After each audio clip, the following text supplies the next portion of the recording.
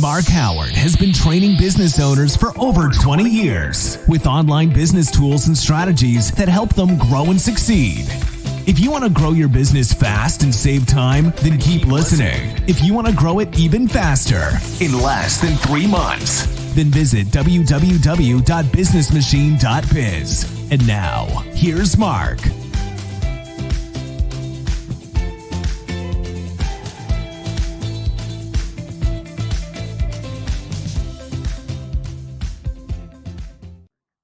G'day, this is Mark Howard from the Business Machine, and in this episode I get to speak and interview Steve Jebson, the business doctor in my books. This is the one man you need to go to if you want your business to succeed. I'm not talking just online, I'm just talking about in every single aspect of your business. It doesn't matter if you're a startup business or if you're already an established business. The information that you're going to hear in this interview is pure gold, and trust me, it's something that you're going to want to listen to. Did you know that you can get even more from Mark Howard, including mini marketing sessions, one-to-one sessions, and even access to his private VIP Facebook group? Interested? Then head over to www.patreon.com/businessmachine and check out the different memberships he has on offer today. Okay, so my guest today is Steve Jebson from the Business Doctor. Steve, hi and welcome to the Business Machine podcast. Before we get started on this podcast and this interview, would you just take a couple of moments just to let the listeners know a little bit about yourself and about your business, please? Hi Mark, thanks for inviting me. I'm glad to be here. Well, what can I say? I'm originally from Sheffield, and for my sins, I am a Sheffield United supporter. It's not been our best year, but I guess I'm not the only one that's feeling that way. No, definitely not. My business is called Business Doctors, and I try and help ambitious business owners grow their business, make more profit, and love what they do. Often it's really lonely being the leader of your own little business or even your own large business, and having someone to talk to, someone to talk through the strategies and plans you have is really important. And I'm a great big fan of having a plan, because any goal without a plan is just a wish, and most businesses don't have that, and that's I guess what drives me. Yeah, I mean, definitely. One of the things I was talking about, actually today I was doing some social media work for someone, and the phrase that came into my head was, you have a plan to fail, or you fail to plan. And this is where I see people like yourself come through. It's not just about the online stuff, it's about every aspect of the business and what a business coach and mentor does. And working with you, certainly over the last year, you've opened up my eyes, not just the online stuff, but to everything that business coaches actually do. So the biggest question at the moment, or the biggest thing at the moment, of course, has been the COVID-19 pandemic that's been going on. That's affected virtually every single business around the world. I know for myself personally, I've actually seen an increase in business with people trying to get online, quickly and do things quickly, which, as you know, is virtually impossible to do in a short amount of time. But in your experience, what do you see as the biggest challenges for businesses during the pandemic at this moment in time? I think it's really interesting, because I think it really depends on the business and the business owner. Ultimately, nobody knew what was coming, right? And nobody knew the rules. The rules at which a business had operated have been pretty stable. You could open when you want, you could close when you want, you could employ when you want, you could deliver, everything you didn't really have any kind of regulation or rules around it. So actually where businesses fell over was, frankly, the rules changed and their ability to adapt and change with it. Now, within that, there's some huge transformational shifts. The fact that shops weren't open, and therefore online and digital became so important. The fact that there was scarcity. We've never been through a period where you couldn't get anything you wanted all the time. And I guess other bits about worry about your family. It's really difficult to split business and personal. And actually, when you've got so much pressure around what's going on at home, maybe aged parents or whatever else it might be. So it's really difficult to say, but I mean, being able to adapt, being able to be flexible has been critical. But the other point, I think, is actually just deciding to do something, and inertia. This, oh my God, what do I do? I think held businesses back. But every business I spoke to at the early part of lockdown was, well, what am I supposed to be planning for? What am I supposed to be doing? the answer was pretty simple. I know as much as you do. Let's lay the cards down on the table. What is going on? Okay, well, your usual routes to market are changing.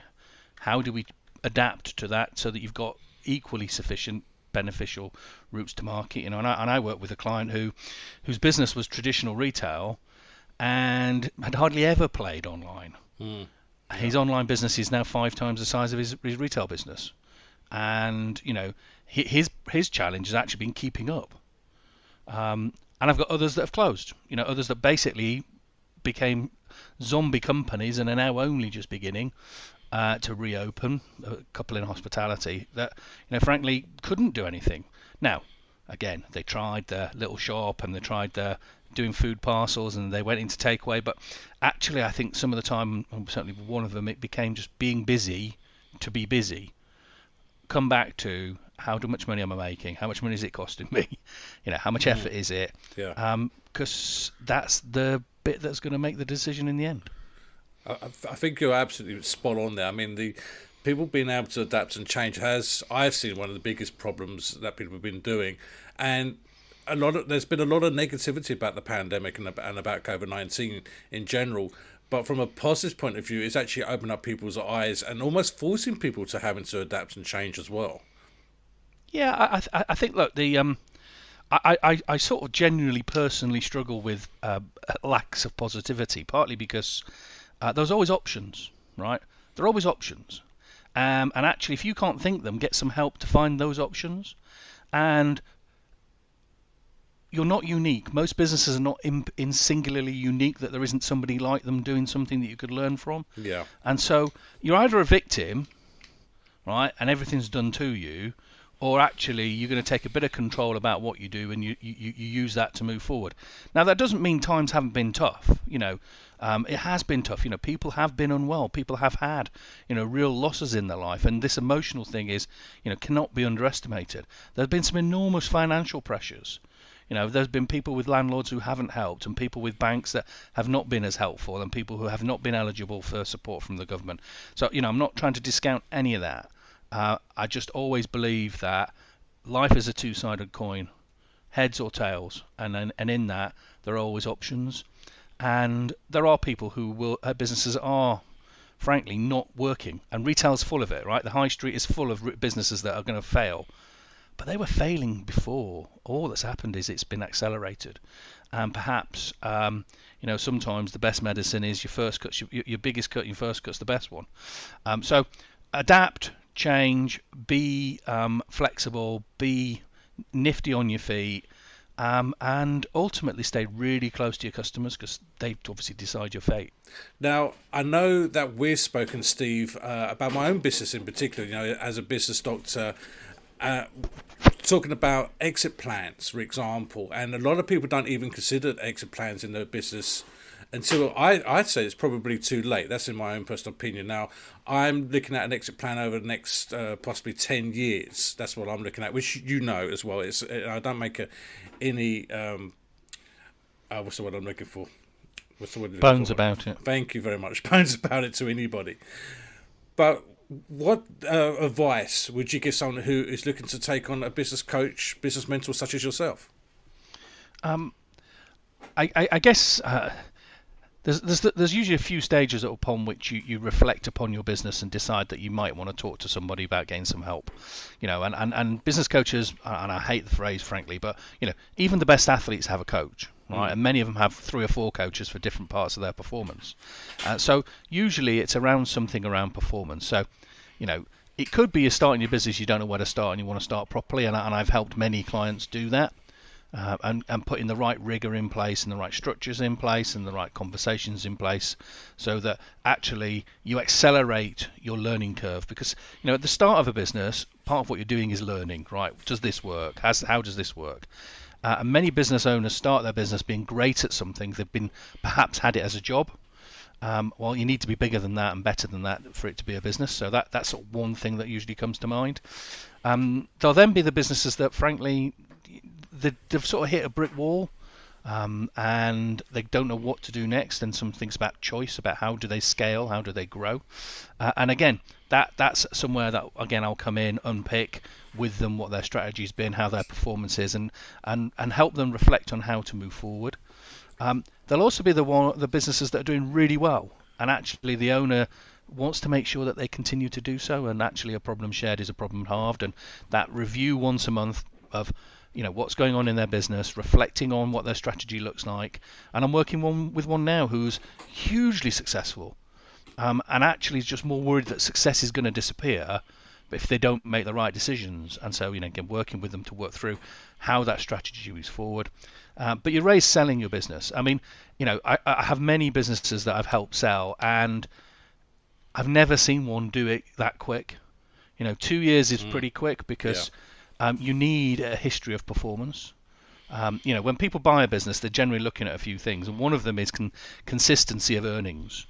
And if you've got a bouncy P&L, a bouncy profit line, you're going to have to be able to explain it, right? And actually what you're trying to do in a business sale process is just develop the best story you can about your business so that you can get the best value for it.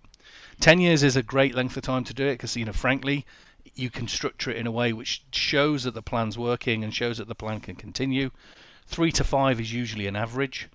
And that's just because you need to build a business that's not about you.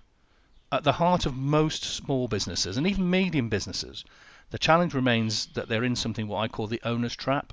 The owner is everything. Without them, there is nothing. They've not developed the management below them to be strategic, to be able to think objectively about the business. The management below them just do. They've not allowed people to take parts of responsibility, delegated responsibility around sales or operations, customer service, customer relationships. So actually when they come to sell, it's a really simple task. What really good buyers will do is they'll ask you to fill out a questionnaire of what you've been doing for the last 6 months. What's your diary look like? And if you've been doing too many operational meetings, and now that it's it's your Monday sales meeting, it's your Monday operations meeting, it's your Tuesday customer service meeting, that kind of frequency stuff, then they look at it and go, actually, there is no value in this business without you. So that's not a business. And I think the final point, and this is where you and your expertise partly comes in, is don't build businesses, build a brand. Brands are more valuable. Absolutely. Now, your business is an engine, right? It needs to be really smoothly running. It needs to be, I call it the profit engine. But what will really make it sing and what will get you the most you can for your business is, frankly, a brand. A brand which has loyalty embedded in it, trust embedded in it, equity embedded in it, and an ability to stretch. And that's what people look, because they want to bring a number of businesses together or take advantage of your customer base. Well, if your customer base is transient, not loyal, there's no value in it. So build a brand, and build a brand that means something, and be really close to your customers. My point just a minute ago. I've yet to work with any of my clients when I ask them who's their top 10% customers that they really know it. Yeah. And they know them by name. I've got one client who it's 66 customers. Sure. And you need to know them by name, and you need to know how often they shop, and you need to do the little random acts of kindness. But you need to take that 66 to 106, and the ability to work digitally through loyalty and CRM systems and email marketing and everything else. But just the ability to connect is just so available these days that why wouldn't you? So I guess in a long meandering answer, if you want your business to be better, then frankly get some outside help, because if you want to design a house, you generally get somebody to come and help you. If you want to be a brilliant athlete, you get somebody to help you. If you're not good at marketing, you get digital marketers like yourself in to help you. We just seem to have this stigma that we're all brilliant business people, and we've all got a lot to learn. Every day is a school day. Oh, absolutely. And one of the things that I always try and get over to people is, when you're a business owner, and it doesn't matter where in your life or your path you are a business owner, you're the owner, you're the salesman, you're the project management, you're the customer liaison, you're everything. You hold all these hats, and you've got to have someone like you on board that can actually just bring things into perspective and just show people how they can actually use this better. When do you think is the best time for a business to take on somebody like your services? I mean, I mean, startup businesses, for example. Sorry, before you answer that one, startup businesses, for example, will say, "Oh, do you know, I haven't got a lot of money, and it's too soon for me to take it on." But from my point of view, I would have said that startups, particularly, would be someone that would be looking for your services and should be considering your services from day one. I mean, it's like all services, Mark. Affordability becomes a question, right? And when you're starting a small business on a shoestring and a bit of sticky back plastic, paying for advice is really difficult. But actually, if you think about phases of your business, that startup phase, you need to learn the most and do it the quickest. Well, if you have somebody who's been through startup phases, who understands what are the bear pits that you may fall into, or what are the opportunities you need to exploit, you'll get there much quicker. So actually, I do work with startups who understand that this is an investment, a bit like buying a piece of equipment, that gets them moving much quicker. And actually, I find generally my longest term clients are always, frankly, the ones that we start together. And we learn together, because I'm not I don't know everything about everything, right? So I need to learn a bit about your business, but it isn't my business, it's your business. My job is to help guide and challenge and inspire. But if you want to learn quickly and get going faster, then getting help is really essential, because we can see, because we've seen it before, whether or not there's a referral marketing platform required, or actually good contacts in building websites who, frankly, will get you better quality of execution for the same price. Or, again, actually we need to talk to these partners, because most startup businesses aren't good at building a support network. Actually, the best businesses are the ones that have got that support network. So, look, I am a massive fan of startups. I love startups. I find them really exciting. I find the energy and passion of the owner is amazing. I also just frankly like doing new stuff. But you can go quicker. You can get to your milestones quicker. It's an investment. And I'm with you. Why wouldn't you? Why spend 2 years learning something you can get done in 6 months? Absolutely. The cost of that sales profit loss difference will more than pay for any investment in assistance. I'm gonna sneak another quick question in here before we get on to the last one, and it's a very short answer. I feel. What's been, I would say, your most unusual business you've worked with? I think it's it's one I can't tell you about, actually. Okay, fair enough. And it is such a mad thing that this guy wants to bring to market, and it's one of those where I don't get it. Right. I don't get it, but that doesn't mean that it isn't going to be a brilliant thing. So there's one I can't tell you about. I guess after that. I deal with funeral directors to window installers to electricians through to internet retailers. I'm quite enjoying the laundry retail at the moment. I mean, if you can sell laundry at 130 to 150 quid a pop, you're doing well. Well, yeah. Well, what about? Didn't you do something for like an online circus or something? My longest standing client is the Circus Company of Columbia, so it's called Cirque Columbia, and I don't know how long I've been with them, quite a long time, and we're going through clearly a really difficult patch where there are, doing a cash flow a year ago with no sales until September 2021 is pretty bizarre. So, learning words like genre, which I can't even spell still. But actually, the really interesting thing is it's really entrepreneurial, and it's really customer focused, and it's done with energy. But the CEO understands that she's not a great business person. She's come out of performing, and so she understands all of that, and she's on a 10-year exit plan.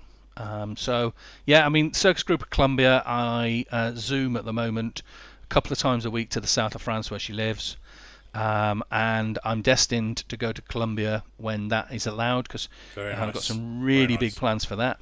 Yeah. But yeah, I mean, it doesn't really matter. I enjoy all of them.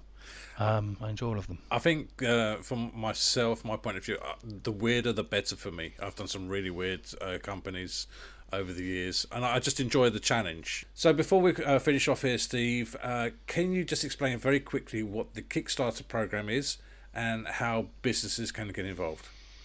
Yeah, no problem, Mark. So the Kickstarter program is a program from the Department of Work and Pensions, the DWP, and it's launched probably about 8 months ago. And it was aimed at giving 18 to 24-year-olds who are on universal credit, so who are claiming job seekers allowance, etc., real experience in business, real experience at doing real roles.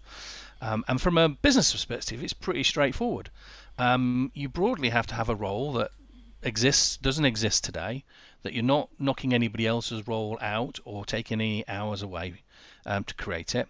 And if that's the case, it can be for any role in your business, and I'm placing right now architects through to digital marketeers through to labourers. So you basically have to apply, and the application process is pretty straightforward. Going through someone like myself, who is a gateway organisation, is the simplest way, and there's a bit of form filling in to do, but the government will cover, the Department of Work and Pension will cover all salary for 6 months. So it's 25 hours a week for 6 months, and you get all salary, national insurance and pension contributions covered. You'll also get a £1,500 grant at the beginning to pay for a laptop and office stuff and uniforms and training and whatever else it might be. And with that, you can basically apply to have some extra resource to give your business 6 months of, frankly, accelerated performance. And at the end of it, it can happen. Two things can happen. One, you've really explored that and the role's amazing, you want to keep the person on, and you go away and do that, and that works really well. Or secondly, you actually think that it hasn't worked, I've tested that was going to work for me, it hasn't worked, and the placement person leaves you, but clearly he's got 6 months of working for you as a reference, so they can go into their next role more confident about their abilities, more confident about their skills, and with a reference having worked from you. So it's a great system, great program. I'm now personally up to just over 60 odd placements with 35 different companies, and that's the point. Is there is a ratio of probably up to about 3 people per company, depending on your size, and it's just, for me, a no-brainer. Extra resource for your business. Forget the fact that you get the credit at the beginning, the allowance. That's helpful, but actually, I've got businesses today who really want to take advantage of digital marketing, want to be amazing in it, don't know how. Somebody who's 18 to 24, frankly, probably coming out of university with a degree, and certainly I'm placing people with degrees, give you a real kickstart to that part of your business. So straightforward, just get in touch, and I can help you, guide you through the process. And it's taking usually about 3 weeks now for applications to be approved, and then it's down to how long it takes to fill that role. Excellent. I'm very aware of the time, Steve, so we're going to wrap it up now. I'm going to finish off by saying thank you so much for coming on. It's been an absolute pleasure. Continue working with you. It's going to be brilliant, because you're one of the best business doctors I have come across. I'm not just saying that, you really are. I'm going to make sure all your contact details are in the comments and descriptions below this podcast, so if anyone wants to get hold of you, they know where to do that. And just want to say thank you so much, and look forward to seeing you again soon.